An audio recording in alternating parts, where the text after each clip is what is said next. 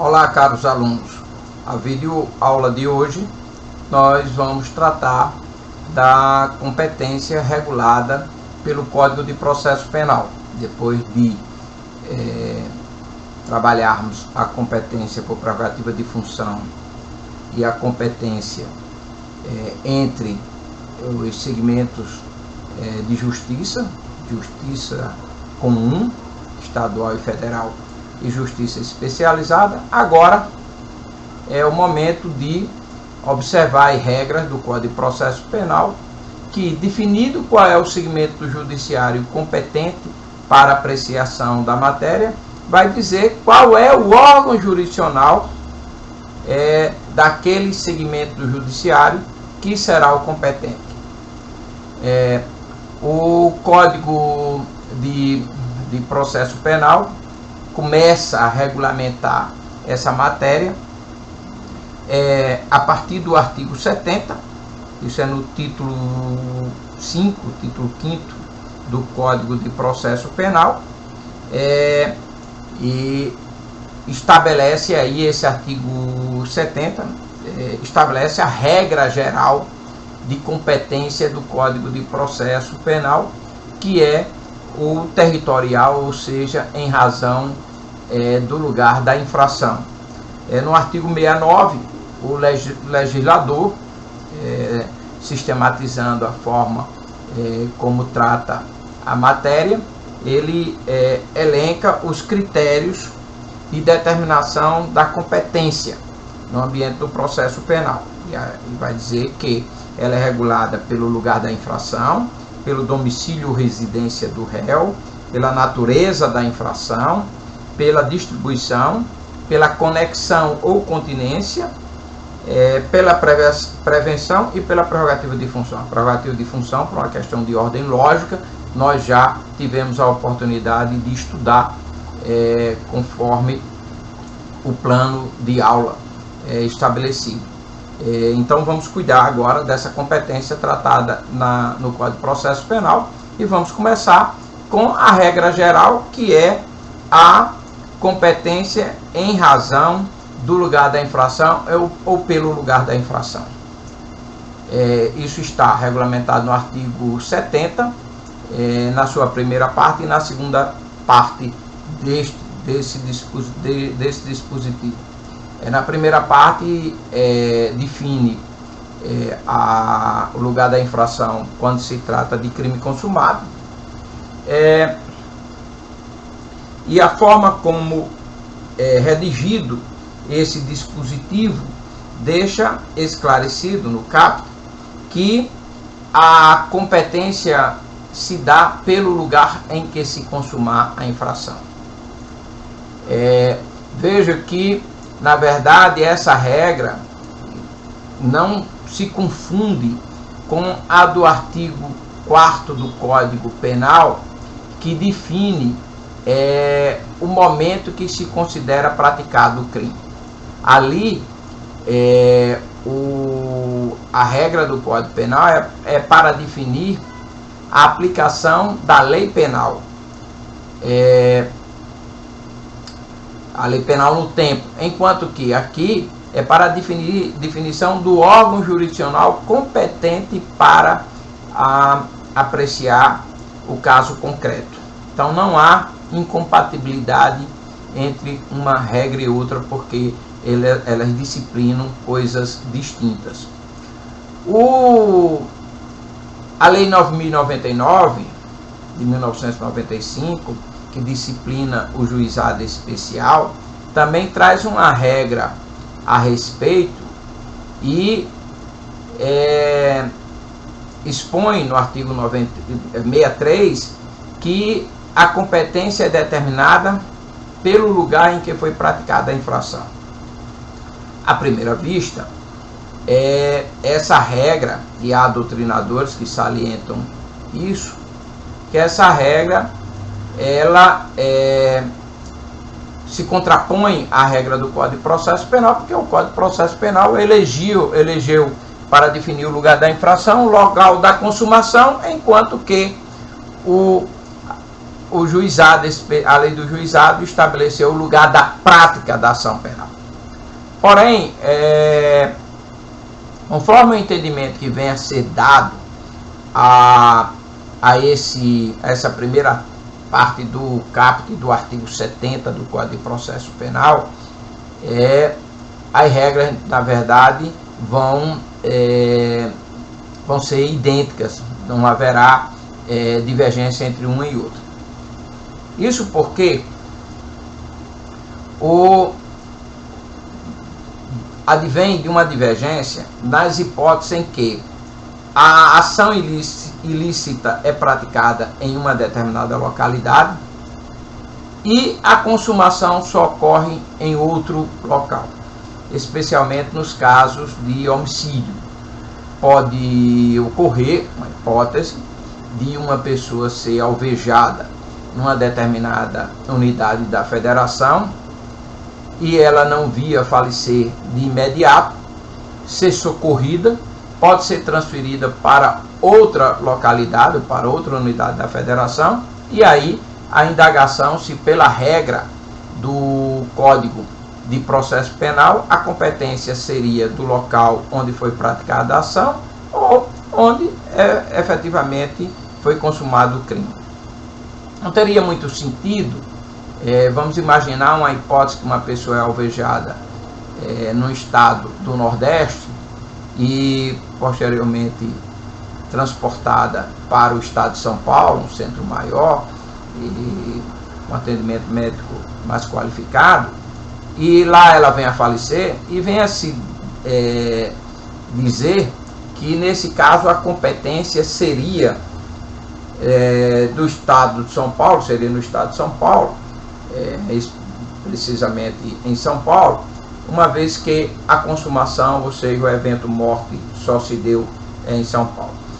Não seria razoável essa conclusão, embora alguns doutrinadores, e haja alguma jurisprudência também nesse sentido, mas a finalidade de se determinar o lugar da infração como uma regra para a competência no processo penal, ela é ditada em razão de diversos fatores.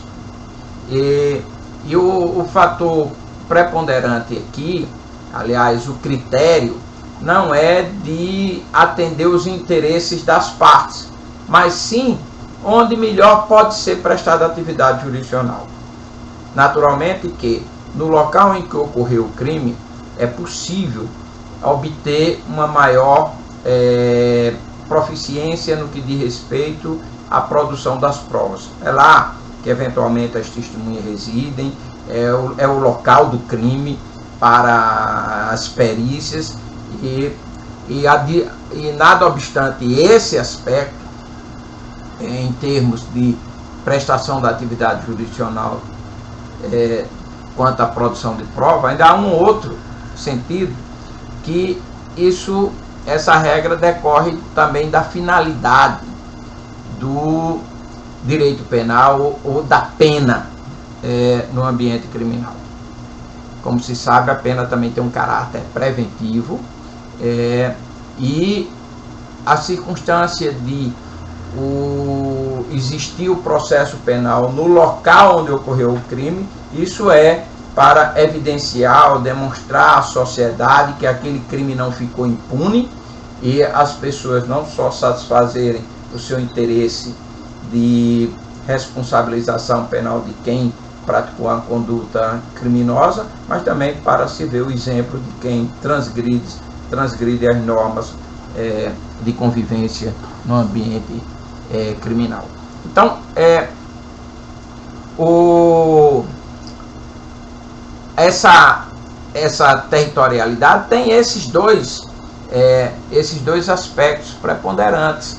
Daí porque não teria sentido nenhum numa literalidade interpretativa do dispositivo chegar à conclusão que no caso imaginado seria a competência do local onde ocorreu o evento morte.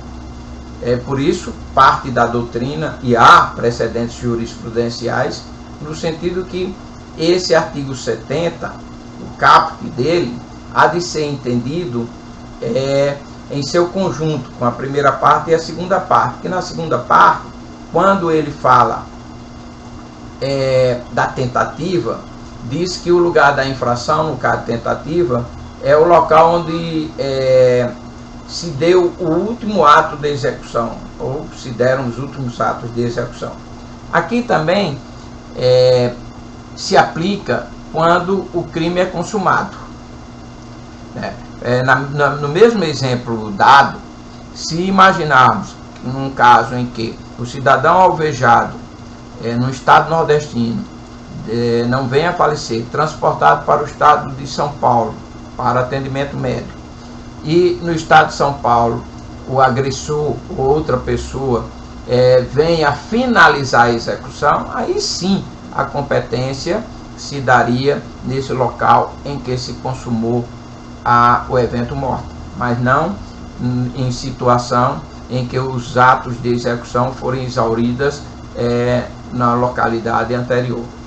Então, eu não vejo antinomia entre o que prevê o caput do artigo 70 e o artigo 63 da Lei 9.099 de 1995, que trata do juizado especial na definição de competência. Em todo caso, o que vai definir, seja o crime consumado ou tentado, seja um crime afeto à jurisdição comum ou do juizado especial, o que vai definir o lugar da infração é aquele no qual foram praticados os últimos atos de execução e não propriamente onde ocorreu o evento morte.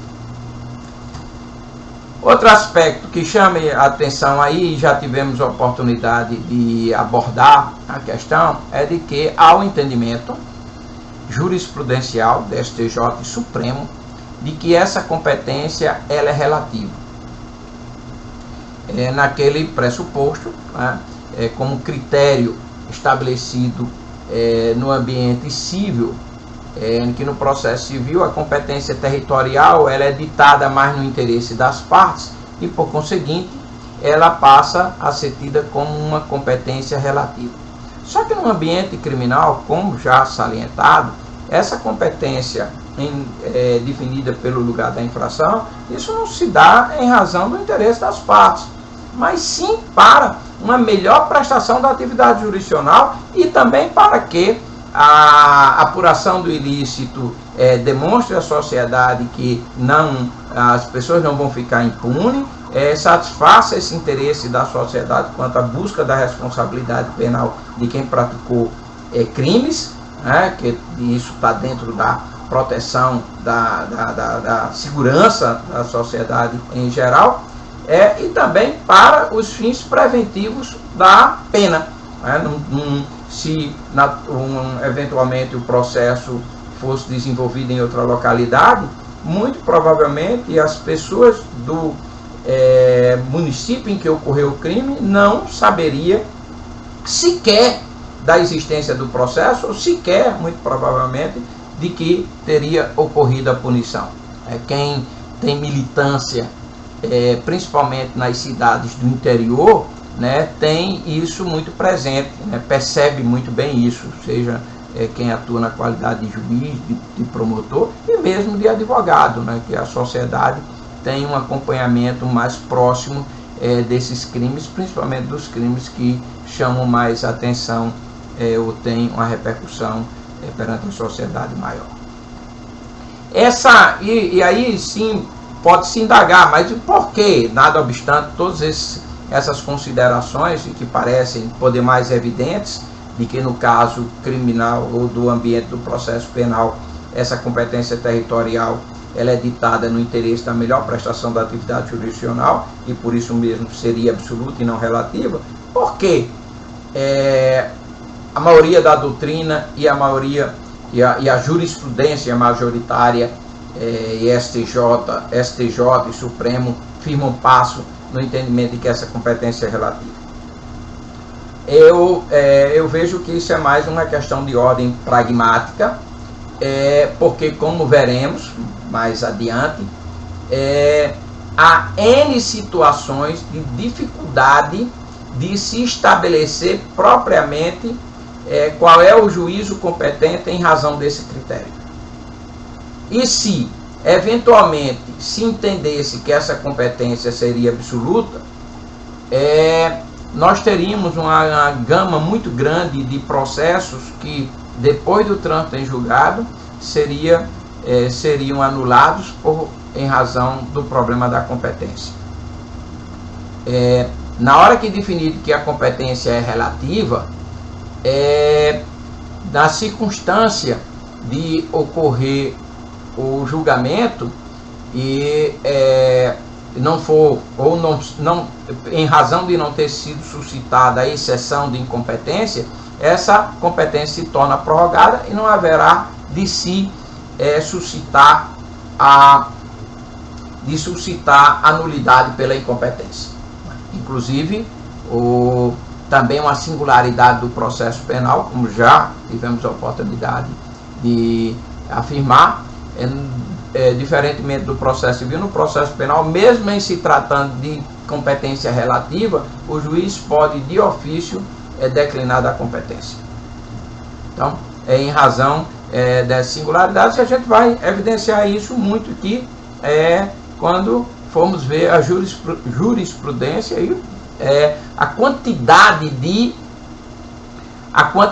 de súmulas do STJ sobre esse tema da competência em lugar da infração. A primeira, uma súmula que chama a atenção já a esse respeito, é a súmula 521 do Supremo Tribunal Federal, que é quanto à competência no caso de crime de estelionato praticado em razão da emissão de cheque sem provisão de fundos. O Supremo define que, nesse caso, o juízo competente e onde se consuma, portanto, onde se consumaria o crime para fim de definição de competência, não é o local da praça onde se obteve a vantagem ilícita, mas sim onde se deu a recusa do pagamento pelo sacado. Essa é uma súmula bastante criticada, porque, como há de se saber, em se tratando de título de crédito representado por cheque, o sacado é instituição financeira.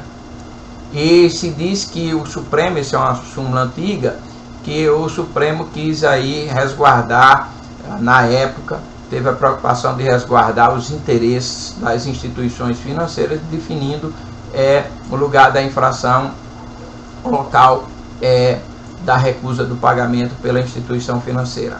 Mas daí já está a evidenciar como essas questões não são de tão fácil solução e muitas vezes só depois de pronunciamento judicial. De toda sorte, o STJ editou uma súmula 48 que agora trata da competência, conforme o lugar da infração, em se tratando de cheque falsificado. Veja que a súmula 521 do Supremo trata de estelionato por cheque sem provisão de fundos. Aqui já é o cheque falsificado. Nesse caso, o STJ define que o juízo competente é o do local da obtenção da vantagem ilícita, e não do local onde houve o pagamento pelo sacado. Então, vê a distinção de situações distintas e já aí a complexidade em várias situações de se definir propriamente qual é o lugar da infração. Também, na hipótese de crime de contrabando, o STJ, por meio da súmula 151, definiu que a competência para o julgamento, para o processo de julgamento do crime de contrabando ou descaminho, define-se pela prevenção do juízo do lugar da apreensão dos bens. Veja, na verdade, o crime de contrabando ou de descaminho está consumado a partir do momento em que se dá o ingresso, a internação no país do produto ilícito ou com supressão do pagamento do tributo devido. Mas por uma questão pragmática de política judicial, o STJ e o Supremo findaram nesse caso, definindo que o juízo competente vai ser aquele em que se deu a apreensão dos objetos. Imagine aqui o caso de Foz do Iguaçu, né, que em várias situações o cidadão consegue entrar no território nacional e passa por aquela investigação, ou por aquela barreira primária, e depois, quando vai ingressar no Estado da Federação de destino, venha a ser apreendidos os bens. Se não fosse esse entendimento, em rigor, todos esses processos, mesmo essas pessoas muitas vezes residindo em estados nordestinos, em cidades de estados do interior de estados nordestinos, seriam processados e julgados em Foz do Iguaçu, que precisaria ter uma vara federal de uma dimensão muito grande para poder concentrar todos esses casos, e ademais da dificuldade da instrução desse processo, porque os acusados, via de regra, seriam de outras unidades da federação bastante distantes. Então, essa súmula aqui também finda fazendo uma definição do que seria lugar da infração para fim de definição da competência, que exorbita, melhor dizendo, exorbita da literalidade do dispositivo daquilo que está contido na primeira parte do artigo 70. Também havia uma certa divergência do crime de uso de passaporte falso, e o STJ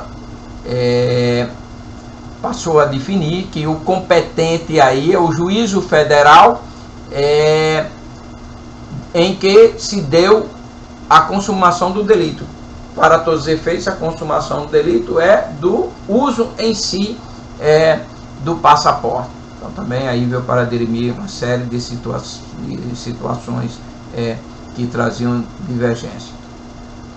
Outra súmula importante do STJ a respeito é a súmula 206.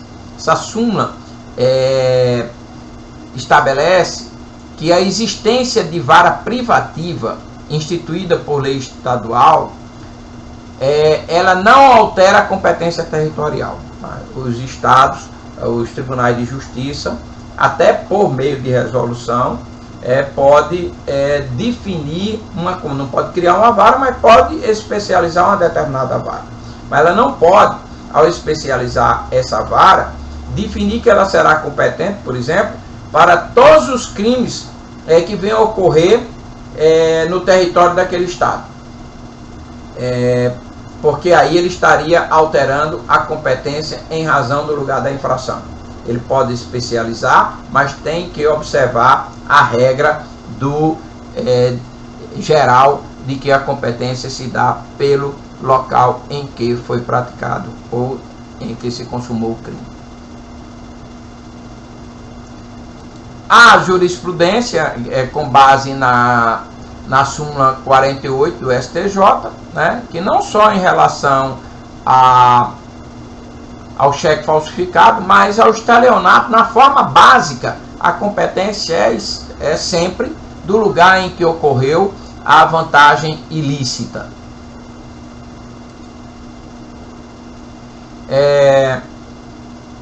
O crime de falso testemunho é um crime, havia alguma discussão quando ele praticado por meio de precatória, e há um entendimento de que ele ocorre, a competência aí seria do juízo deprecado, mas há de se observar que se essa carta precatória, isso há um precedente do Supremo a esse respeito, aliás, mais de um precedente Supremo. Porém, se essa carta precatória for cumprida pelo sistema de videoconferência, em que a audiência ela é presidida pelo próprio juiz deprecante, penso que nesse caso, obviamente que a competência vai ser do juízo deprecante e não como no modelo tradicional do juízo deprecado. Essa jurisprudência do Supremo é porque, como o ato processual era presidido pelo juiz deprecado em outra localidade, naturalmente que aí o crime era praticado no juízo deprecado. Mas se esse depoimento é prestado pelo modelo da videoconferência, penso que há de ser modificado esse entendimento, porque na verdade é como se o ato está sendo praticado à distância, mas está sendo realizado, a audiência está sendo realizada no juízo deprecante e não no juízo deprecado.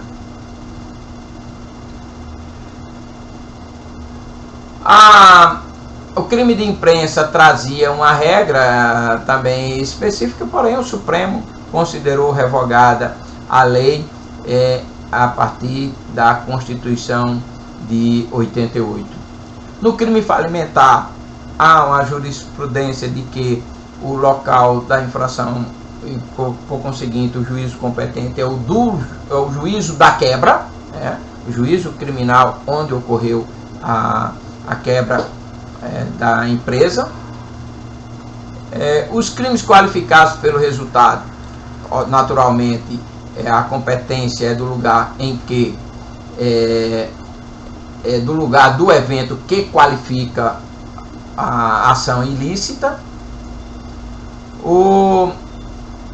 Em se tratando de uso de documento falso, a competência é o lugar da falsificação do documento, porém, se desconhecido o lugar onde ocorreu a falsificação, a competência se firma pelo lugar em que se fez o uso dessa documentação falsa.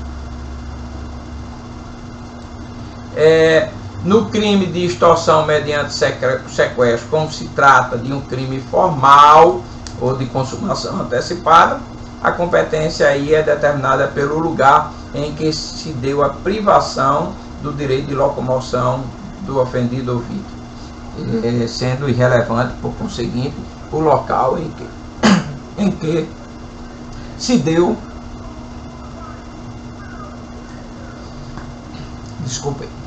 no local em que se deu o pagamento do resgate.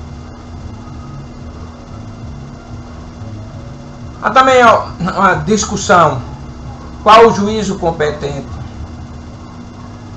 para a eventual aplicação da lei nova mais benéfica? Eventualmente tenha ocorrido o julgamento, o cidadão condenado e transitado em julgado, e quem seria o competente para definir essa lei mais benéfica? Na interpretação da lei de execução penal, chega-se à conclusão de que essa competência é do juiz da execução. Nos crimes praticados pela internet, também há uma certa divergência qual é o local da infração, porque na verdade ele tem uma abrangência a prática do crime, ela abrange diversas localidades do território nacional, e em razão disso o STJ tem entendimento firmando de que essa competência ela se define pela prevenção. O juízo que primeiro tomar conhecimento dos fatos se torna competente para a apreciação dos fatos.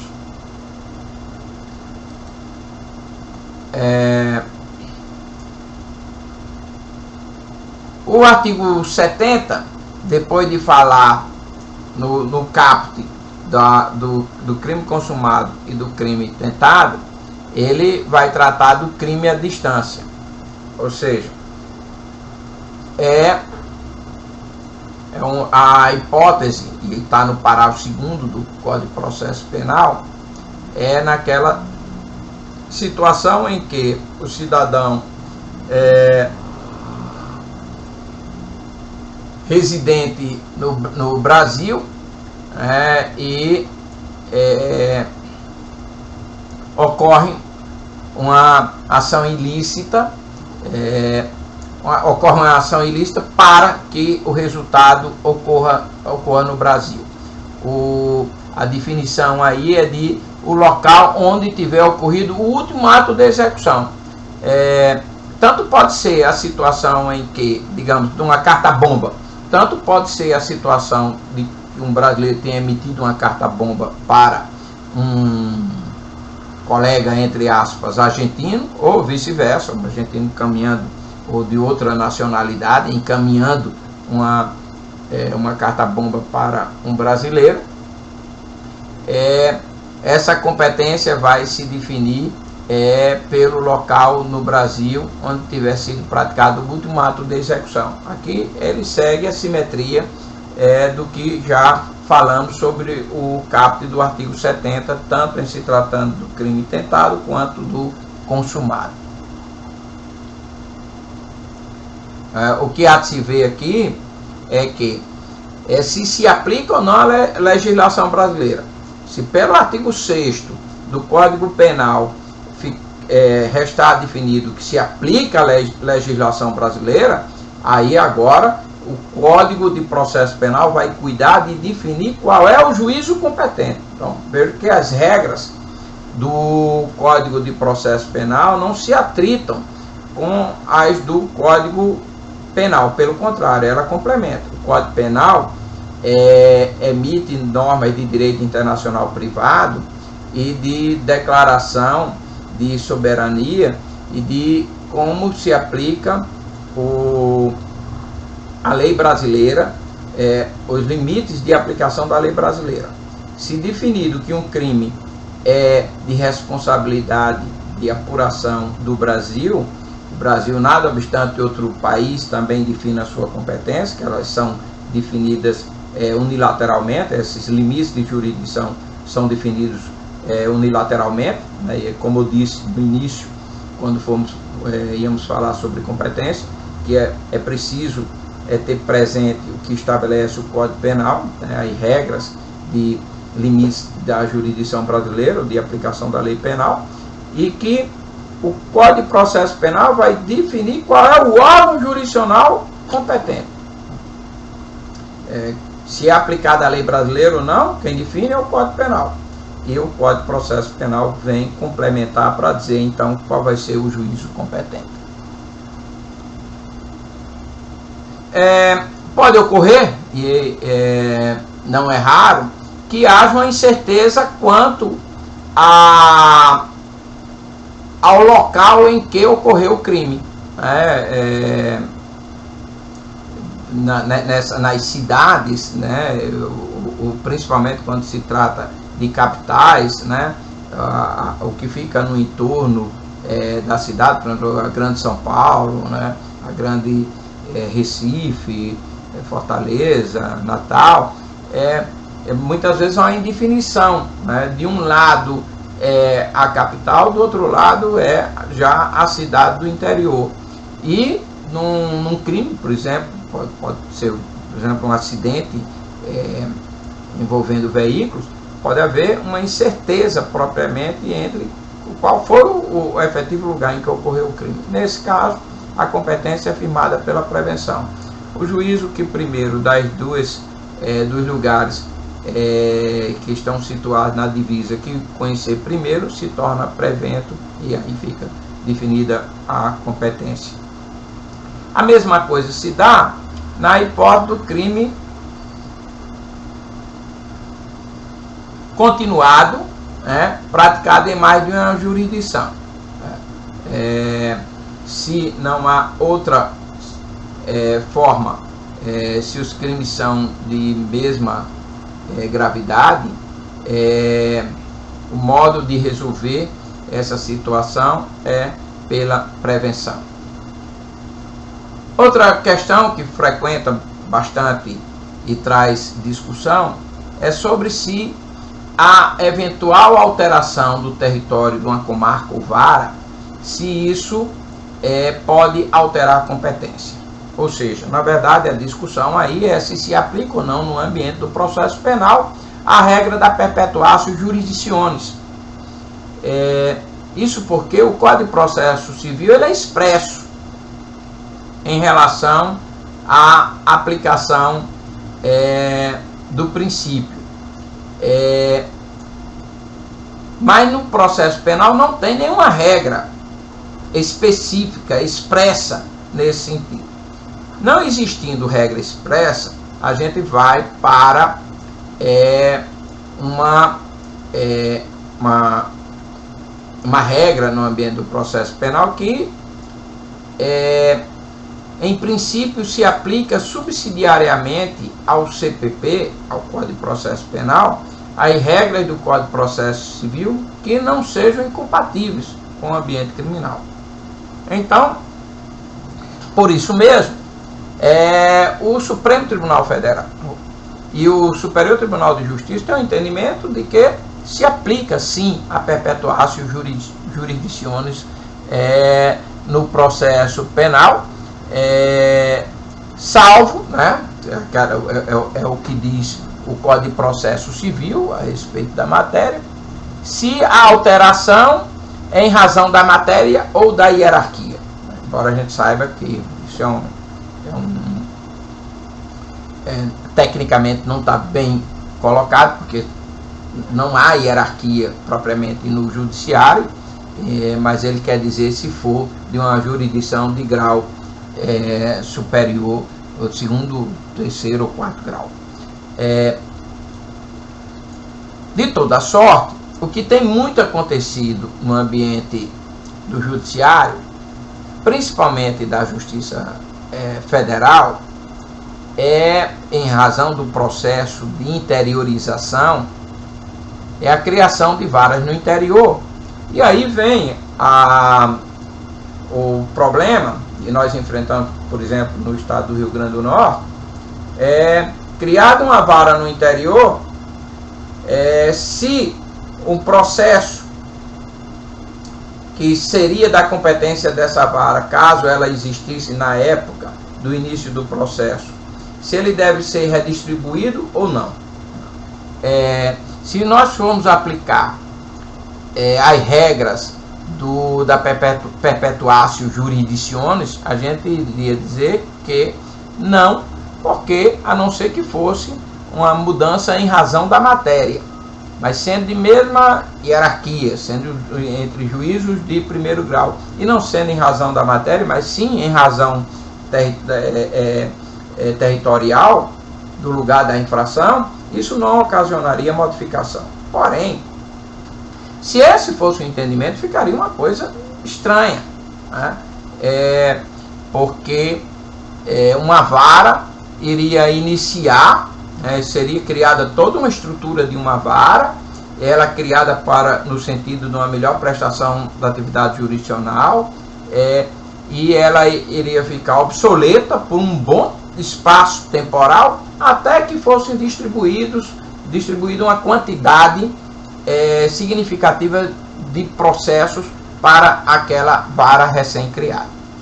Então, por isso que o STJ tem uma decisão, tem precedentes, inclusive menciono aqui o habeas corpus número 108.749, de origem do Distrito Federal, relatora a ministra Carmen Lúcia.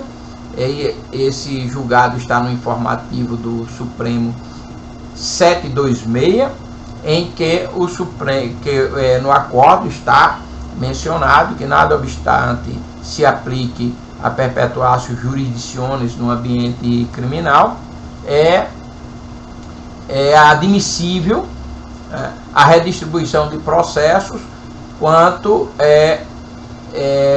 em razão da instalação de novas varas numa determinada localidade.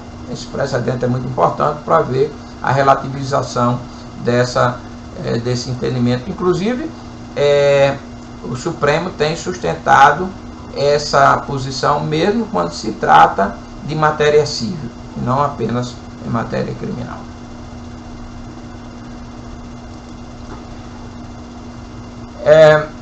O artigo 88 do Código de Processo Penal disciplina a questão referente ao crime cometido fora do território nacional. Ora, isso aqui, mais uma vez, ressaltando, a gente leva em consideração de que, pelas regras do Código Penal, se define que se aplica a lei brasileira, mesmo o crime tendo sido praticado fora do território nacional. E agora, como definir a competência pela regra geral, pela regra da territorialidade?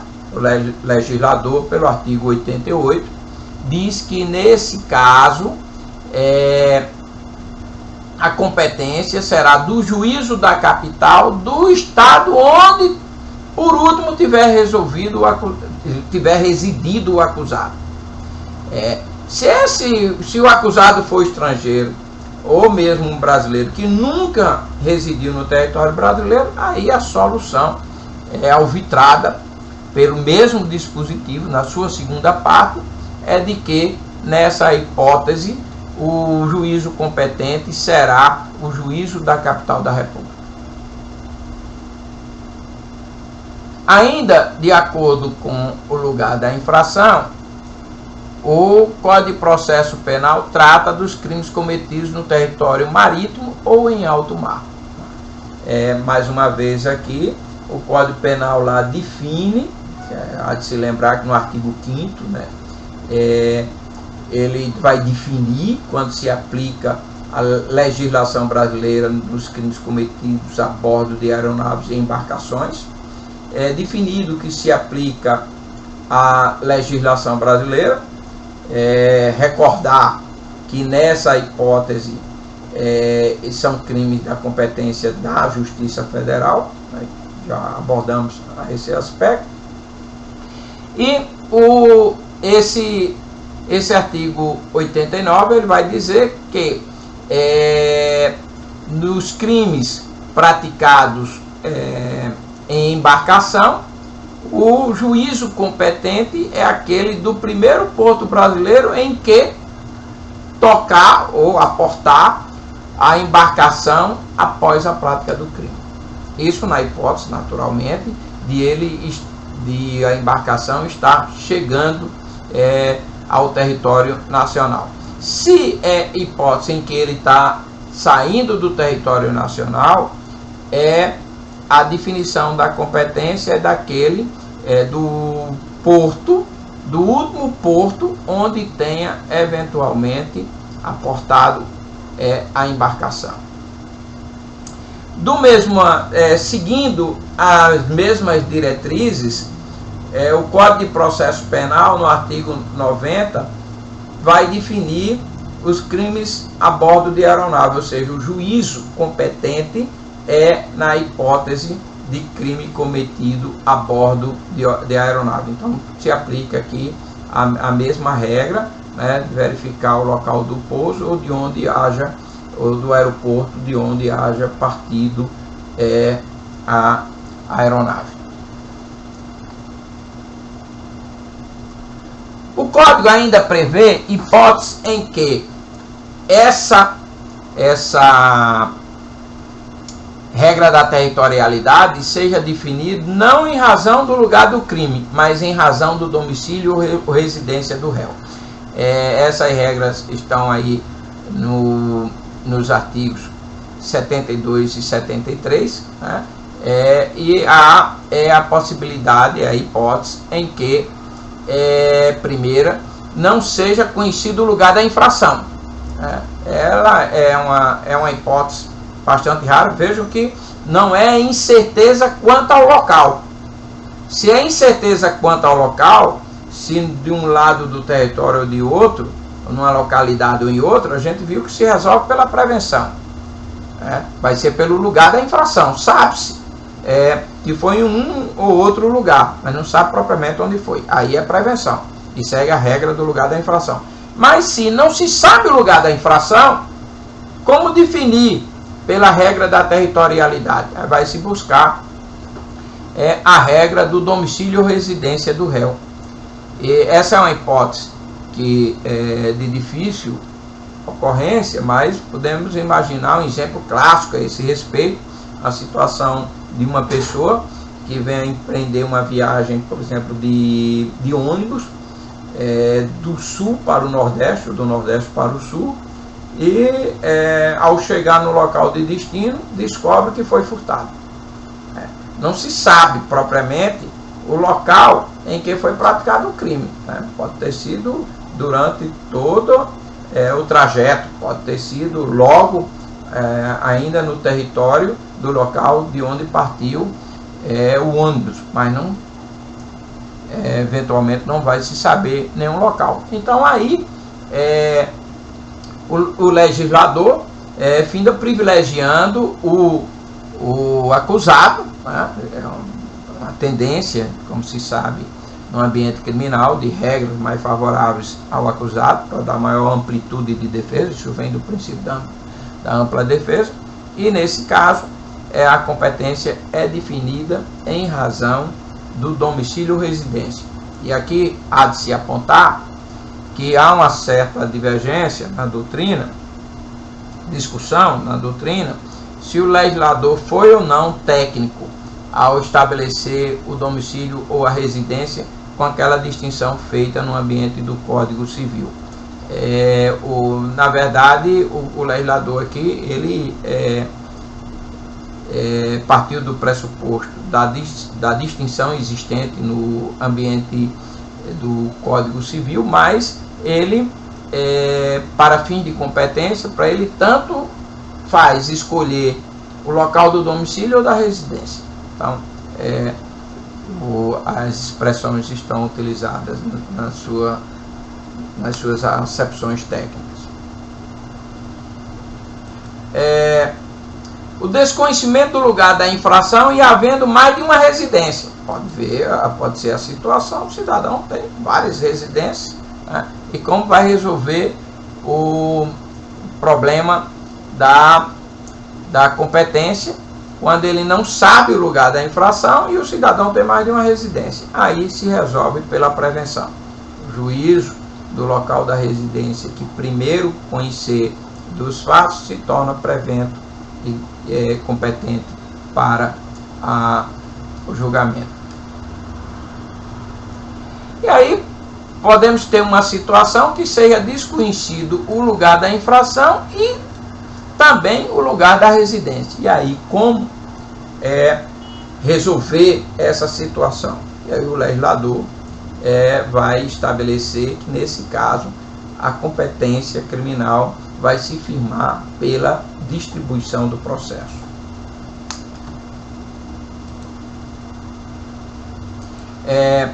Há de ainda se fazer o registro que quando se trata de ação penal de iniciativa privada, o legislador vai além e estabelece que a ação penal, mesmo conhecido o lugar da infração, o autor, como é privada, né, a ação, pode fazer a escolha pelo foro do domicílio ou da residência do acusado.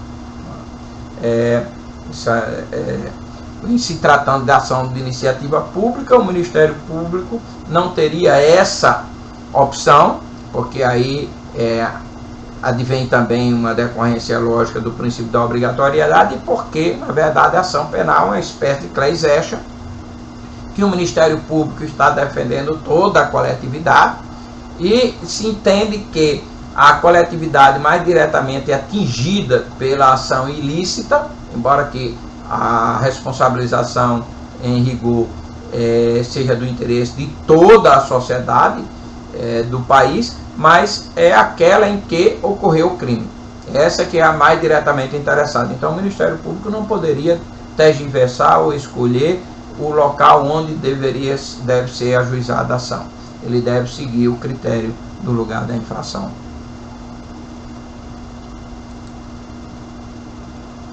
O Código de Processo Penal traz no artigo 74, seguindo o que está na Constituição, né, a competência em razão da natureza da infração, e ele estabelece o Tribunal do Júri para os crimes dolosos contra a vida. As leis de organização judiciária, elas também definem competência em razão da natureza da infração. No ambiente da Justiça Federal é comum estabelecer varas privativas de crime de lavagem de dinheiro e de crime organizado. Já no ambiente da Justiça Estadual é muito próprio crimes sexuais, dos crimes de tráfico de entorpecentes, de tóxico, varas de tóxico e tal. Então tem uma série de situações que isso é criado pela própria lei de organização judiciária e entende que pode até ser definida a competência por meio de ato normativo, como na verdade no ambiente da Justiça Federal, via de regra, essa definição de competência privativa de acordo com a matéria é feita por meio de resolução e com decisão do Supremo quanto à legalidade, na interpretação da Constituição. O que um tribunal não pode é criar por lei uma vara, mas ela pode, a vara existindo, ela pode especializá-la numa determinada matéria. Como salientado, os crimes dolosos contra a vida, o próprio Código de Processo Penal estabelece, porque é seguindo a simetria da Constituição. Aqui, em relação aos crimes dolosos contra a vida, só relembrar o que já falamos, que aquelas hipóteses de prerrogativa de função previstas na Constituição, elas são exceções à competência do Tribunal do Júri. Então, a prerrogativa de função prevista na Constituição, se for uma hipótese dessa, e se o agente praticar um crime doloso contra a vida, essa competência não será do Tribunal do Júri, mas sim do tribunal indicado pela Constituição. Não há de se imaginar, não há de se pensar, em hipótese alguma, que seria um tribunal do júri num respectivo tribunal. Isso é uma incongruência, porque quando vocês forem estudar tribunal do júri, vão ver que tribunal do júri é um órgão de primeiro grau. É um órgão de primeiro grau e é presidido por um juiz togado de primeiro grau.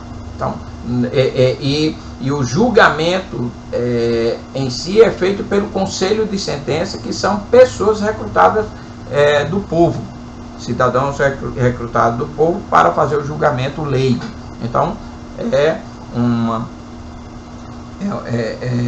não tem, é atécnico dizer, e não existe julgamento do júri por um tribunal togado. Isso não existe. Pois bem, mas como vimos quando estudamos a parte de competência por prerrogativa de função, se for uma competência criada em simetria com a Constituição da República pela Constituição Estadual, se na eventualidade de ser praticado um crime doloso contra a vida, nesse caso prevalece a competência do Tribunal do Júri. Então, por exemplo, o vice-governador, que a Constituição não atribui competência por prerrogativa de função, não tem prerrogativa de função, apenas as constituições estaduais que disciplinam a respeito. Se eventualmente praticar um crime, a competência será, se ele praticar um crime doloso contra a vida, a competência vai ser do Tribunal do Júri, porque aí prevalece o Tribunal do Júri. Mesma coisa, diga-se, em relação aos deputados estaduais. Mas a situação que cria maior complexidade é na hipótese em que uma pessoa com prerrogativa de função estabelecida na Constituição da República pratica um crime em coautoria ou coparticipação de um do povo que não tem prerrogativa de função. Como já salientamos quando falamos sobre a prerrogativa de função, há um entendimento de que nessas hipóteses de continência ou conexão, envolvendo quem tem prerrogativa de função e outro que não possui prerrogativa de função, do povo, a regra é de que ambos podem ser julgados perante o tribunal indicado pela Constituição. Porém, em se tratando de crime doloso contra a vida, o Supremo e o STJ possuem um entendimento de que, como a prerrogativa de função é uma competência constitucional e que excepciona uma outra competência que é prevista na Constituição, que é a do Tribunal do Júri, numa hipótese em que o crime praticado em concurso de pessoas que tenha alguém com prerrogativa de função seja um crime doloso contra a vida, a forma de homenagear ou compatibilizar essas duas regras de competência é promovendo a disjunção de processos, ou seja, o juiz ou a pessoa, o cidadão que tem prerrogativa de função vai ser julgado perante o tribunal respectivo, enquanto que o do povo vai ser julgado perante o tribunal do júri. Então, essa é uma hipótese em que necessariamente tem que haver a disjunção de processo. O do povo não poderá, nesse caso, responder o processo junto com o que tem a prerrogativa de função. Ou seja, aqui tem que haver o desmembramento do processo. Observar que quando falei da competência por prerrogativa de função, eu disse que o entendimento dos tribunais é de que, de regra, a prerrogativa de função também finda julgando os crimes conexos e os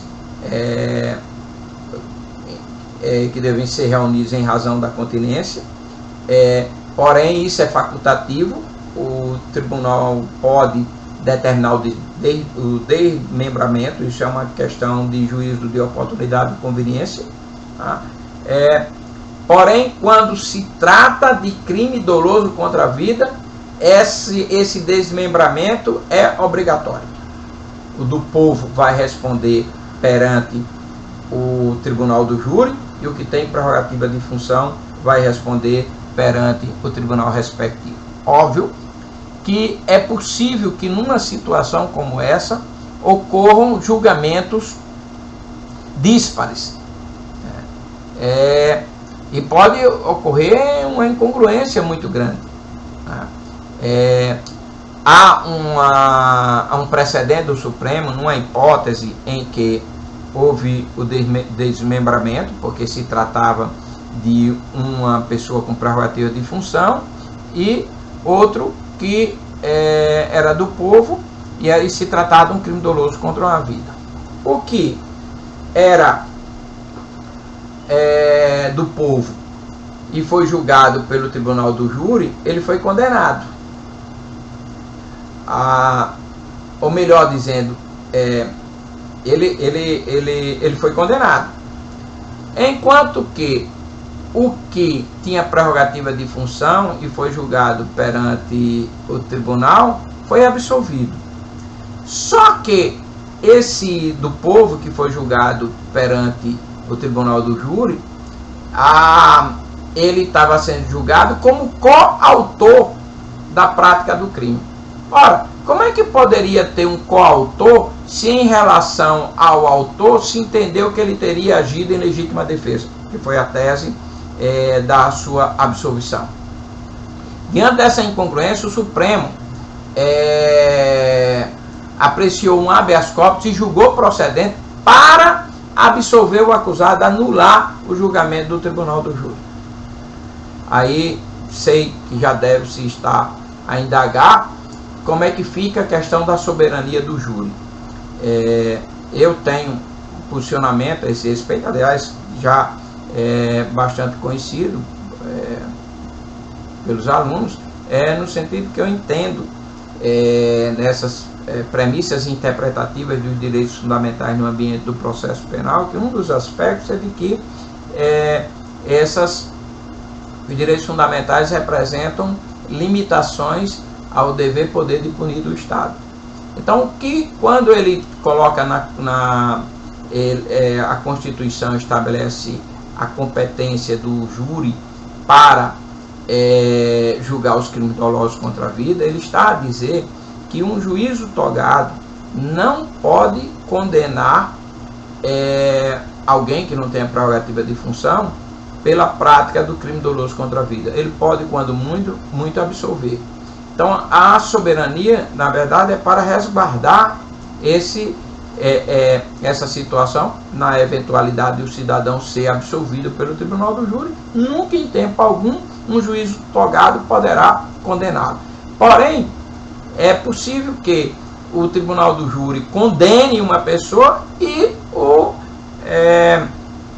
um juízo togado, seja por meio de revisão criminal, seja por meio de habeas corpus, pode vir a absolver o acusado, porque aí não haveria afronta propriamente ao princípio da soberania dos veredeiros. Os crimes de menor potencial ofensivo, que também são, como se vê, definidos de acordo com a matéria, eles são, essa competência é definida na Constituição. O artigo 98, inciso 2, ele fala que a competência é do Juizado Especial Criminal. E vejam, é uma Constituição, é uma competência estabelecida na Constituição, ela é de acordo com a matéria, ou seja, crime de menor potencial ofensivo. A circunstância de o legislador estabelecer como critério a quantidade de pena é desimportante para definir qual seja a natureza. A natureza é crime de menor potencial ofensivo, assim como são os crimes dolosos contra a vida, né? E, portanto, essa é uma competência absoluta. Então, esse é um aspecto importante a ser salientado. O Código de Processo também vai aí estabelecer as hipóteses em que a competência é definida em razão da distribuição. Nós já salientamos um caso, aquele do desconhecimento do lugar da infração e da residência, né? E também todas as vezes em que há mais de um juiz competente no mesmo juízo. Por exemplo, uma vara, em que é a regra, né? Principalmente no ambiente da Justiça Federal, você sempre tem dois juízes, o titular e o substituto. Como é que vai fazer a definição de competência para um determinado processo entre esses dois juízes? Por meio da distribuição. Critério objetivo, eletrônico, vai definir quem é o competente para quem for distribuído. A mesma coisa também, a Justiça Federal geralmente tem mais de uma vara. Como é que vai fazer a definição de qual vara irá ao processo? É nessa mesma distribuição. A distribuição não só define qual é a vara, mas na eventualidade de a vara ter mais de um juiz, define qual o juiz vai ser o competente.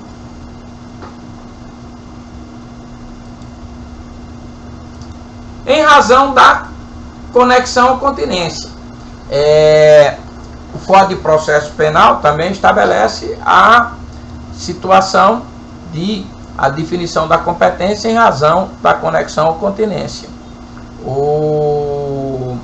Faz-se uma crítica quanto à previsão dos dois institutos, porque na verdade a finalidade da conexão ou continência é reunir no mesmo processo um assunto que mereça uma decisão idêntica, para evitar contradições na apreciação de um determinado caso, e também porque, via de regra, reunindo os processos, se tem um melhor conhecimento de conjunto a respeito do fato criminoso a ser apurado e, por conseguinte, aplicar a solução mais adequada para o caso. Mas, a despeito disso, em termos dogmáticos, há sentido sim em fazer a distinção entre um instituto e outro, porque, na verdade, a conexão, são os dois critérios, né? Para definir conexão e incontinência, a gente utiliza o critério objetivo e o critério subjetivo.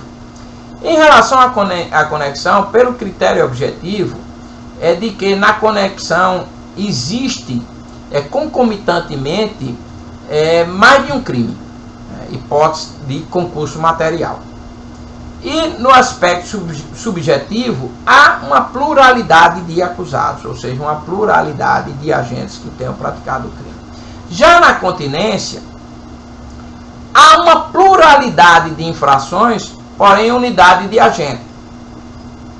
Ou então, pode haver uma pluralidade de agentes, porém unidade de infração, que é a hipótese de coautoria ou coparticipação. Então, todas as vezes que estivermos tratando de concurso formal, nós estamos tratando de hipótese de continência.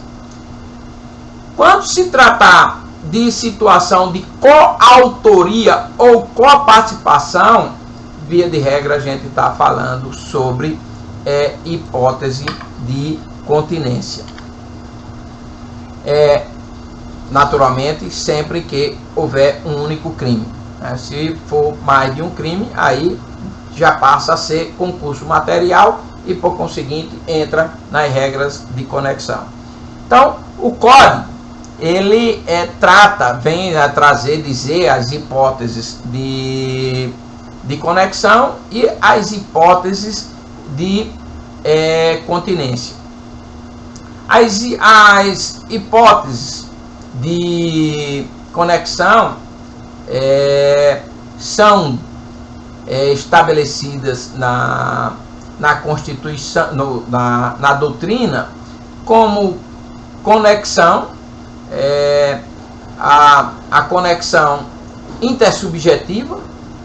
Essa conexão intersubjetiva, ela pode ser de 3 espécies: a conexão intersubjetiva por simultaneidade ou subjetiva, objetiva ou ocasional, a conexão intersubjetiva por concurso ou conexão subjetiva concursal, que se assemelha muito com a continência por coautoria, mas vamos fazer a distinção, e a conexão intersubjetiva por reciprocidade.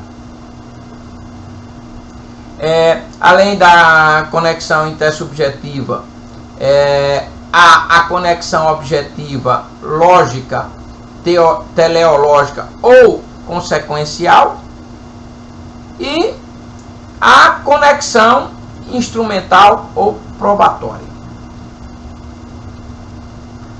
A continência,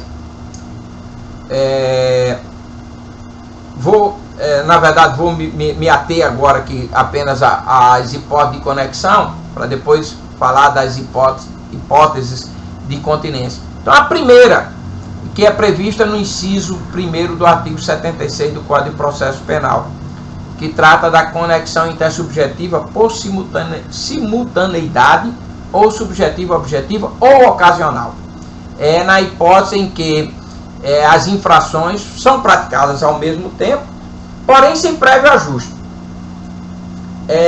O exemplo clássico dessa situação nesses casos de catástrofe, nos casos de manifestações na rua, em que começam a saquear estabelecimentos comerciais, e vejo que as pessoas podem não ter agir em concurso, mas agem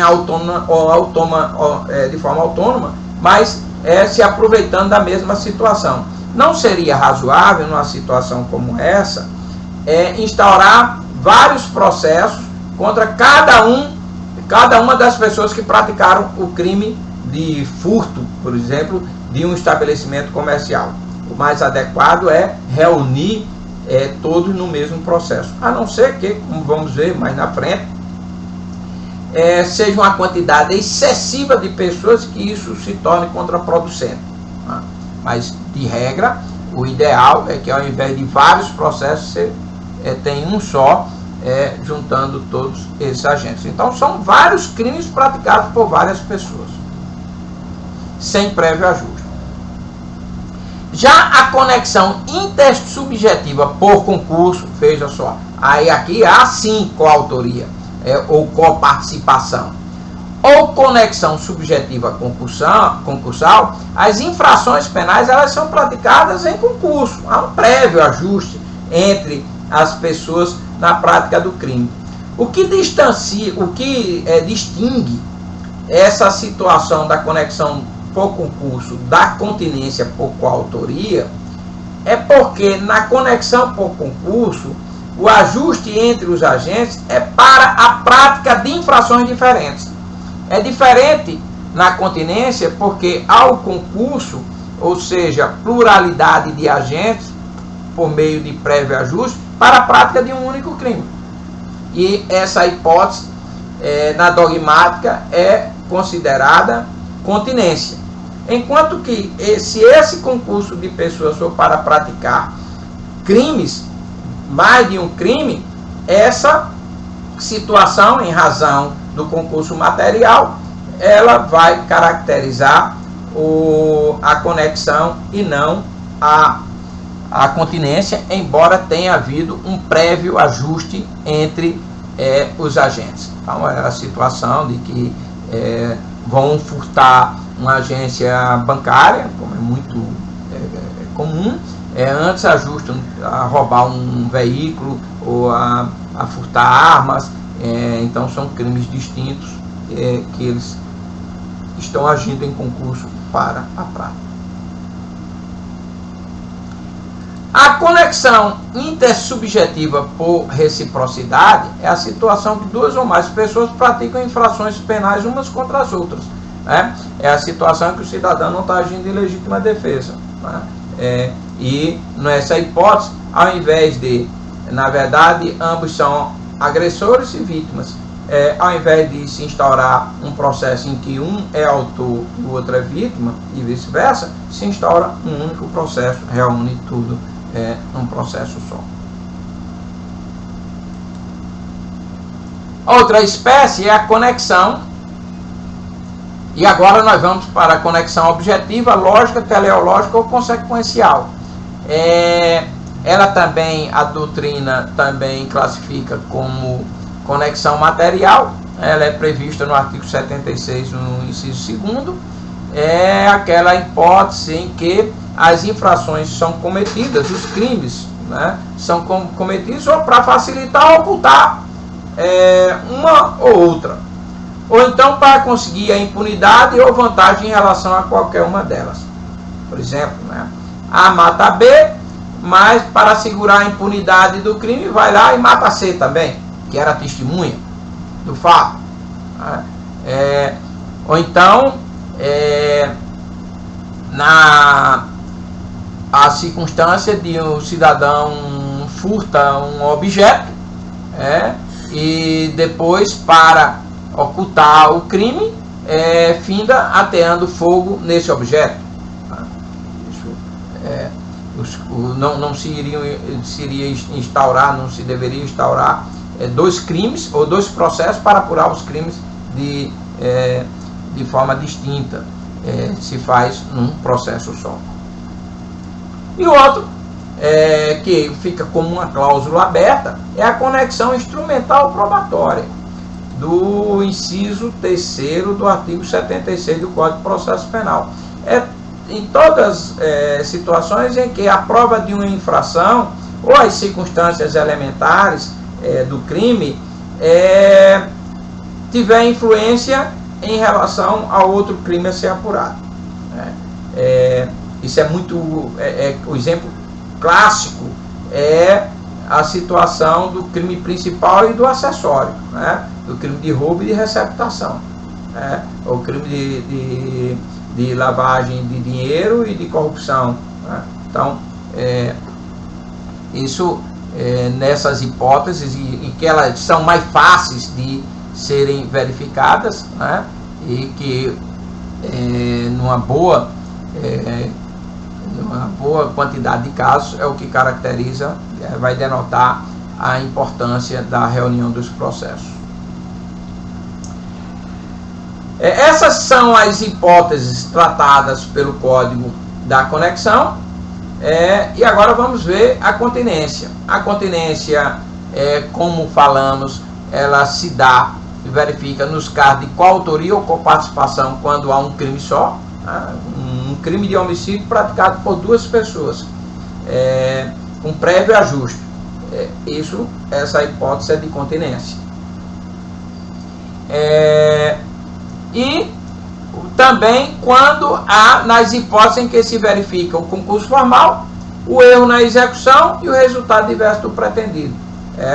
Disposição expressa do Código de Processo Penal a respeito. Porque aí há pluralidade de agentes, porém a unidade. Aliás, a pluralidade de infrações, desculpa, porém há uma unidade de agente. Daí porque essa é uma hipótese de continência e não de conexão. O Código de Processo Penal, ele vai trazer algumas regras para definir a competência quando desses casos de conexão ou continência. Eu já falei aqui, quando é hipótese de crime doloso contra a vida, em que ocorre em que um dos agentes tem prerrogativa de função. E a solução aí é a disjunção ou desmembramento de processo. Porém, a despeito disso, há uma regra do artigo 78 do Código de Processo Penal que, havendo a conexão de um crime com um crime da competência do tribunal do júri, a competência do tribunal do júri sempre prevalece, porque ela é uma competência de acordo com a matéria e estabelecida na Constituição. Então, essa é uma regra geral, excepcionando aquilo que já falamos da prerrogativa de função. Por outro lado, o legislador cuida de estabelecer regras para definir o juízo competente no concurso de jurisdições da mesma categoria. A primeira regra é que deve prevalecer a jurisdição ou a competência do lugar do crime para o qual é prevista a maior sanção. Essa é a primeira regra. Porém, se as sanções ou os crimes forem idênticos, a competência vai ser definida pelo lugar onde ocorreu o maior número de ações ilícitas. Porém, pode ser que tenham sido só dois crimes e os dois crimes sejam idênticos e tenham a mesma pena. E aí, nessa situação, a solução arbitrada pelo legislador seria a definição da competência pela prevenção, ou seja, o juízo que primeiro tomar conhecimento da matéria vai se tornar prevento competente para apreciar a matéria.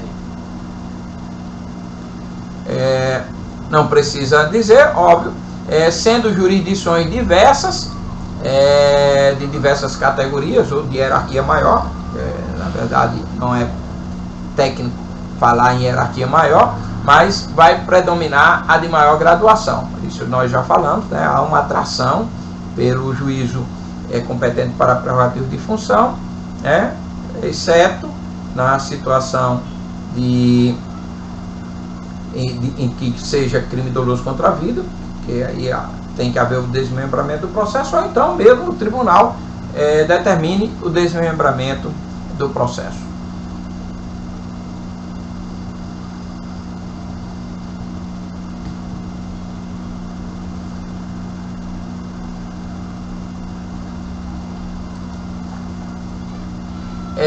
Há uma outra regra que já tivemos a oportunidade de comentar aqui em outra videoaula, com relação ao concurso entre jurisdição comum e a especial.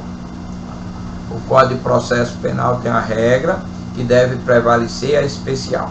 Já lembramos aqui o meu posicionamento a respeito de que essa previsão normativa foi estabelecida na época em que, como justiça especial, só se tinha a justiça militar e o Tribunal de Segurança Nacional da época de Vargas, né, porque se referia à Carta de 1937, e de modo que já defendi que essa regra não deve ser aplicada em princípio quando se trata de concurso de jurisdição com crimes conexos ou com continência quanto a crime eleitoral. Nada obstante isso, tem-se entendido que essa regra serve para dar respaldo a atribuir à Justiça Federal a competência para julgar os crimes conexos ou que devem ser reunidos em razão da continência, que sejam, em princípio, da alçada da Justiça Estadual. É certo, e fizemos essa observação, que a Justiça Federal, assim como a estadual, ela é comum. Porém, há um entendimento de que a Justiça Federal não deixa de ser especial em relação à Justiça Estadual, até porque a Justiça Estadual tem uma competência residual. Então, na situação em que ocorreu, foi hipótese de conexão, e que um crime é da alçada da Justiça Federal e outro da alçada da Justiça Estadual, a conexão acarreta o julgamento de todos os processos na alçada da Justiça Estadual, que é uma situação que a gente tem com bastante frequência no dia a dia forense. E esse entendimento está sufragado na súmula 122 do Superior Tribunal de Justiça, que diz que nessa situação a competência passa para a Justiça Federal. O próprio Código de Processo Penal traz regras definindo hipóteses em que não pode ocorrer a conexão ou continência. A primeira delas, ele vai dizer que é no concurso entre jurisdição comum e militar, por diversas razões, né? Não seria nenhum caso de explicitá-las. Creio que se na época também existisse a justiça eleitoral, pelo menos essa seria uma regra também de que não deve haver a conexão. Principalmente se fosse um crime de homicídio, né? Um crime de tráfico de entorpecentes, que fosse conexo com um eleitoral, como já tivemos a oportunidade de comentar em outra videoaula. E o legislador comete uma tecnia porque fala também o concurso entre jurisdição comum e de menores. Ora, o inimputável, ou seja, o cidadão com idade, ou a pessoa com a idade inferior a 18 anos, não responde processo criminal. Então, não há como haver a junção de processos, né?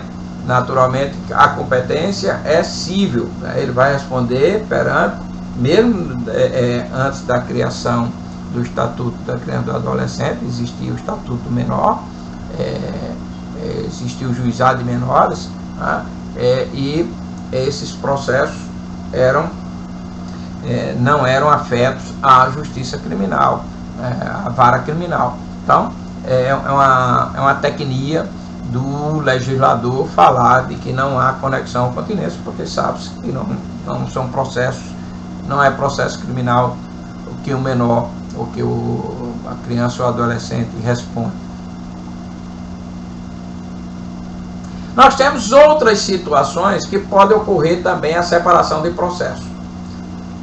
Uma primeira, a salientar, conforme o artigo 152 do Código de Processo Penal, quando sobrevém doença mental a um dos acusados. Essa é uma das dimensões do princípio da ampla defesa.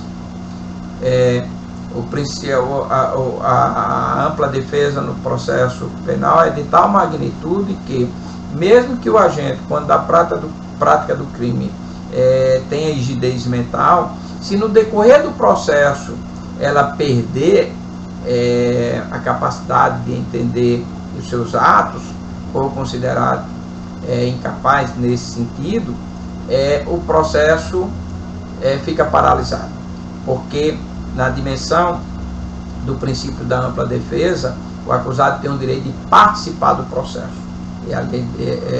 E se ele não tem capacidade mental para auxiliar essa sua defesa, dele entender o que é que existe contra ele, dele compreender o procedimento criminal, a solução é a suspensão do processo. E muitas vezes essa suspensão do processo ela fica de forma indefinida até a extinção de punibilidade, que ocorre com a via de regra, que ocorre com o falecimento. Há situações de que a doença mental só faz progredir, não há possibilidade de regressão, e o processo vai ficar paralisado em relação ao acusado que se encontra nessa situação. A outra hipótese é quando o acusado é revel, a revelia do 366, do artigo 366, ou seja, ele é citado por edital, por se encontrar em lugar incerto e não sabido, não é encontrado, não apresenta defesa nem constitui advogado. Nessa situação, o processo vai ficar paralisado em relação à pessoa dele. Aqui é mais uma demonstração da dimensão do princípio da ampla defesa no ambiente criminal, porque não se aceita de que ele responda, de que o processo tenha curso, sem se ter a certeza de que a pessoa sabe que existe uma demanda criminal contra ela.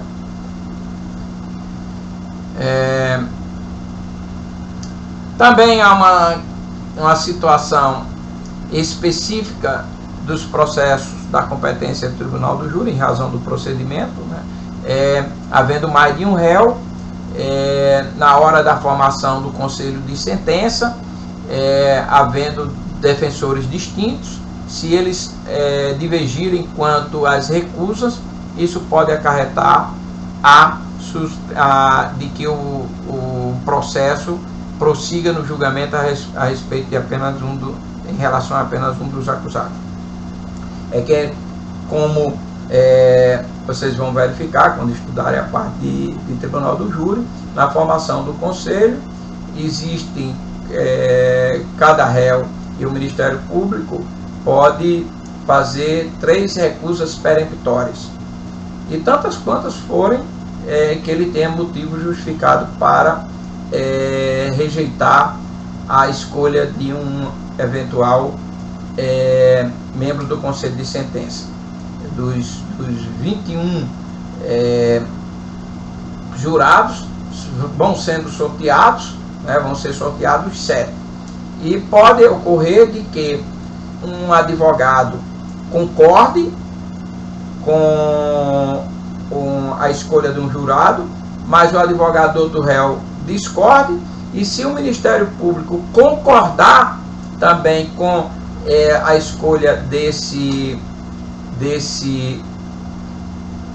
jurado, nessa hipótese a solução é que o acusado referente ao advogado que recusou o jurado, ele vai ser retirado daquela sessão, ele não vai ser julgado naquela sessão. Outra situação também específica do Tribunal do Júri é na circunstância de mais de um acusado, ambos serem pronunciados e apenas um vier interpor o recurso da decisão de pronúncia. essa situação tem que verificar se esse recurso tem ou não efeito extensivo. Se ele tiver efeito extensivo, o processo vai ficar paralisado em relação a todos os envolvidos, ou àquele a quem a extensão do recurso. Se não, a solução é que o processo continua em relação àquele que teve a decisão de pronúncia precluída, e o que interpôs o recurso é retirado do julgamento. E aí merece consideração o artigo 80 do Código de Processo Penal, que vai dizer que, na verdade, a conexão e incontinência sempre é facultativa. O dispositivo é expresso nesse sentido, que nada obstante as regras de continência, pode ser que o juiz determine a separação. Em que hipótese o dispositivo fala? Quando as infrações tiverem sido praticadas em circunstâncias de tempo ou de lugar diferentes, ou quando, pelo excessivo número de acusados, porque a gente já falou aqui, por exemplo, o caso desses crimes praticados, furtos em estabelecimentos comerciais, nessas manifestações feitas no país, pode ser que não seja conveniente um processo com 70 réus, há uma dificuldade extrema de fazer a instrução de um processo desse. Então, essa quantidade grande de acusados pode justificar que seja feito o desmembramento, ou que não seja feita a conexão. Outra hipótese é para não prolongar a prisão provisória, ou seja, algum acusado que tenha a decretação de uma prisão preventiva. Nessa situação, uma quantidade excessiva de acusados pode ocasionar dificuldade no trâmite processual. E por questão de gestão, de estratégia, pode ser razoável não fazer a reunião do processo. Ou então, veja o final do artigo, a parte final, ou por outro motivo relevante, o juiz reputar conveniente a separação. E aqui deixa uma cláusula aberta, de modo que o juiz sempre poderá examinar se é conveniente ou não deixar os processos separados. A única coisa aqui que há de se discutir é se, sendo hipótese de reunião, se o juiz não fizer a reunião, se ainda assim ele ficaria como competente para julgar os processos, mesmo eles tramitando separadamente. Eu tinha uma posição no sentido de que não, porque na verdade, quando a gente está falando em competência por conexão, definição de competência por conexão e incontinência, a gente está tergiversando com o juiz natural. Isso é uma hipótese em que o processo é distribuído por dependência, ou ele estava tramitando perante outro juiz e, em razão da regra de conexão ou continência, ele vai para outro juízo ou outro juiz. Então, tendo em consideração esse aspecto, eu pensava e defendia que não seria razoável, se o juiz não reunir, ele permanecer competente para julgar todos os processos. Mas, diante da realidade do que vivenciamos na prática, eu já me animo, e o Tribunal Regional Federal da 5ª Região passou a decidir assim, que é mais interessante que, mesmo os processos estando separados, se tem conexão, que eles sejam julgados pelo mesmo juiz. Então, tem reconhecido que esses casos, a distribuição deve ser feita por dependência, e o juiz deve julgá-los ainda que em processos separados. Tem uma razão de ser, até por questão de economia processual e também de política judicial, de evitar, tanto quanto possível, decisões distintas para situações que mereçam uma apreciação igual, ou então mesmo para permitir que haja uma melhor prestação da atividade jurisdicional, porque evidentemente o juiz terá condições de ter um conhecimento mais abrangente em relação a todas as circunstâncias que permeiam esses casos levados a julgamento. Então, passo também, acompanho esse entendimento, modifico a minha posição anterior a respeito da matéria. Esse artigo 81 do Código de Processo Penal estabelece que ele é um dos fundamentos para dizer que tem a perpetuatio jurisdictionis no Código de Processo Penal, porque ele vai dizer que determinada reunião de processo, mesmo que aquele que foi determinante para a reunião do processo, se ele vier a ser absolvido, o juízo continua competente para julgar todos os processos. Eu entendo que isso é razoável, esse entendimento, ele é razoável, se essa decisão for a decisão final, ou seja, depois de toda a instrução do processo, o juiz, quando vai julgar, tem um processo que atraiu por conexão o julgamento de outro, e o juiz chega, entende que há de absolver o agente que praticou o crime que determinou a atração, e em razão disso, se não fosse essa regra, ele teria que reconhecer a sua incompetência para julgar o processo conexo. Eu acho que aí tem sentido, mas não tem sentido, por óbvio, se eventualmente, digamos que se determinou a reunião dos processos e o juiz, depois da resposta, no momento de apreciar no saneador os argumentos trazidos pela defesa, o juiz absolver sumariamente pelo crime que tenha determinada atração do outro processo.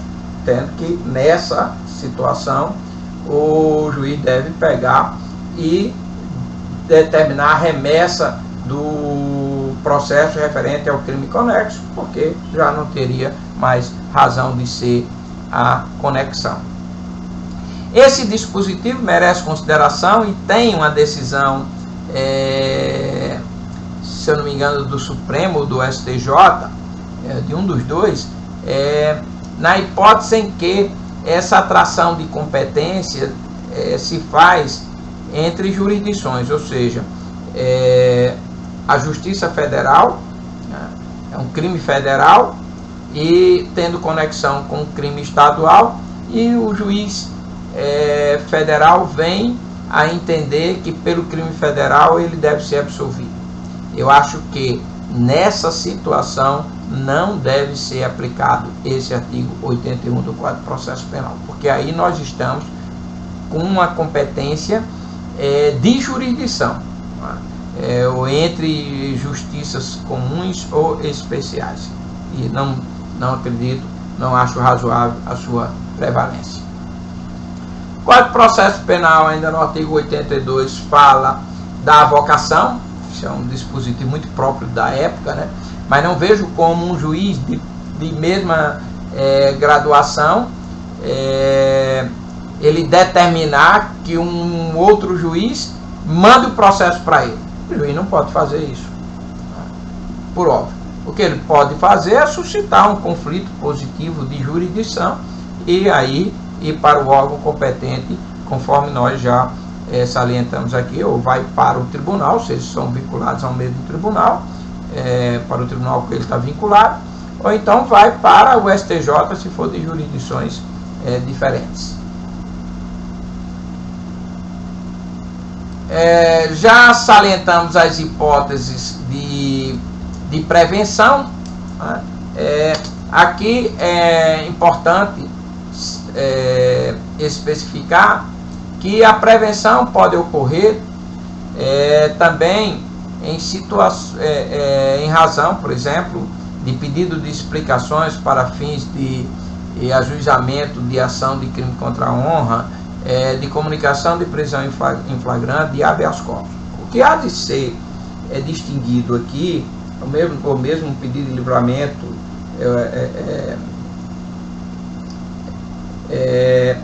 o que há de ser distinguido aqui é se o conhecimento da matéria se dá em regime de plantão ou se dá em razão da distribuição.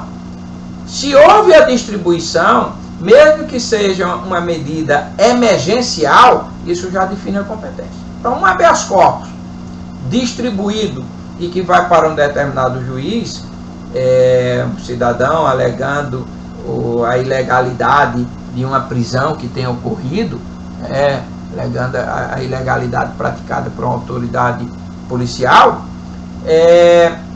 se ele foi distribuído, esse juiz já se torna prevento para o eventual crime que processo principal tratando do crime. Mas se ele apreciou a matéria em regime de plantão, aí não. Aí não, porque senão haveria a possibilidade de se saber eventualmente quem é o juiz de plantão e assim conseguir, pela prevenção, escolher o juiz da causa, o que contraria o princípio do juiz natural. Sendo crime permanente e crime continuado, a regra que essa prevenção se define, que a competência se define pela prevenção. Aqui é interessante mencionar a súmula 151, que a gente já fez referência, que é em relação à competência quando se trata de contrabando e descaminho. E a súmula 706 do STJ, que diz que essa competência definida pela prevenção, ela é relativa.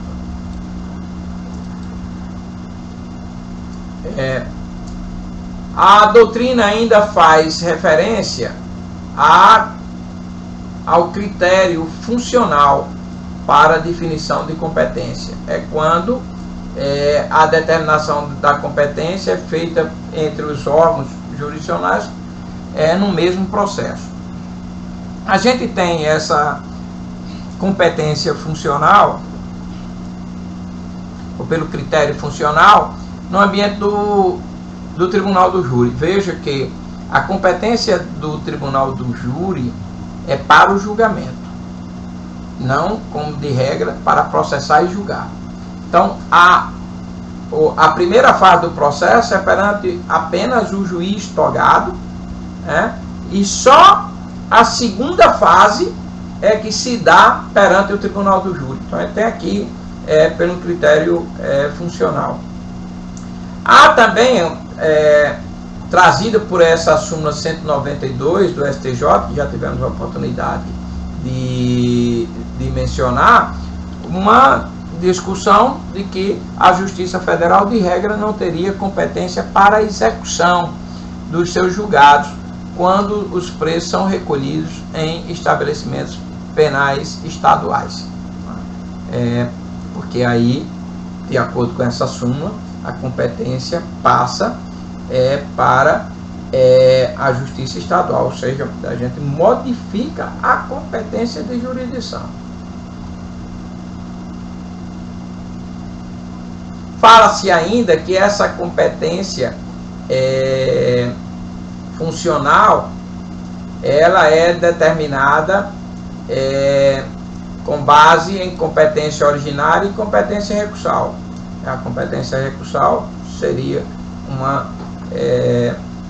pelo critério da funcional. No mesmo processo, de acordo com a fase, tem o competente para o processo de conhecimento, tem um competente para o recurso, que é o tribunal, e ainda tem um competente para a execução, que geralmente é um outro juízo, mesmo no ambiente da Justiça Estadual, porque diante da singularidade da execução criminal, via de regra, é um outro juiz que é o titular da vara de execução penal. Aliás, e o que é mais indicado. Por fim, temos as situações de modificação da competência. Temos a possibilidade de prorrogação da competência, é o caso da competência, da incompetência relativa, se não houver a suscitação, se torna prorrogado. As hipóteses de continência e conexão, a gente já viu também, elas acarretam a modificação de competência, inclusive entre jurisdições, um processo que seria da competência da Justiça Estadual, em razão de ser conexo com o crime federal, passa à competência da Justiça Federal. E ainda temos, nada obstante, já fizemos essa discussão, que nada obstante a premissa ou princípio da indelegabilidade da atividade jurisdicional, mas no ambiente criminal nós temos a Lei 8.038 de 1990, que trata da competência originária dos tribunais, que prevê expressamente a possibilidade do relator do processo, na competência originária, delegar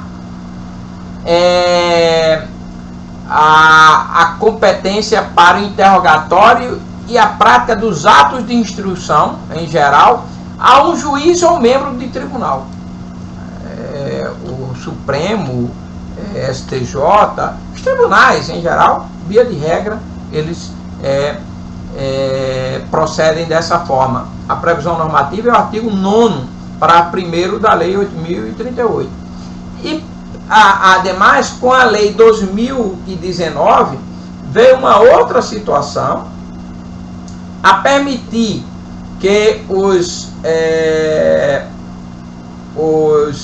o relator, ou seja, o ministro de STJ ou Supremo, ele convoque pelo prazo de 6 meses, podendo ser prorrogável até o máximo de 2 anos, por igual prazo até o máximo de 2 anos, juízes ou desembargadores para a realização do interrogatório e dos demais atos de instrução, ou seja, fazer a instrução do processo na sede do tribunal ou onde deva ser praticado o ato. Não é raro receber uma carta de ordem nesse sentido, de que vem um juiz de instrução para fazer a instrução, praticar um ato, mesmo fora da sede do tribunal, praticar em outra localidade. E por fim, temos a situação do desaforamento. O desaforamento é um instituto, como está dizendo, desaforar é tirar do foro, ele é próprio do tribunal do júri, só existe no ambiente do tribunal do júri. Como o nome está a dizer, ele tira a competência do tribunal do júri para o julgamento. Então não é para, como o tribunal do júri tem duas fases, não é para o processamento, não é para a primeira fase, é apenas em relação ao julgamento.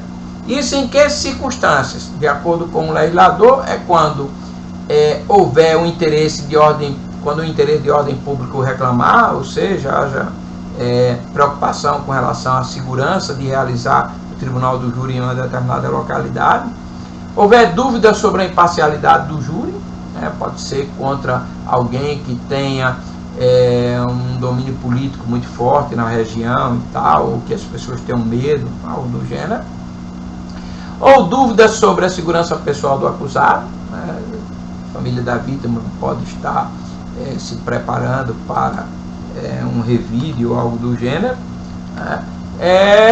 ou então pela circunstância de ter decorrido um prazo de 6 meses, superior a 6 meses, entre a data da preclusão da decisão de pronúncia e o julgamento ainda não tiver sido realizado.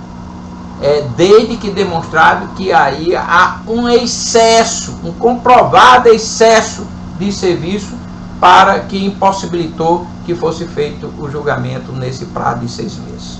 Isso foi uma resposta na reforma, veio com a reforma de 2008, para dar uma celeridade maior no julgamento desses casos de homicídio e dos crimes dolosos contra a vida em geral, que suscitam uma indignação maior da sociedade quanto à demora nos seus julgamentos. Então, com essas considerações, finalizamos essa parte da competência tratada no Código de Processo Penal. Mais uma vez, obrigado pela atenção.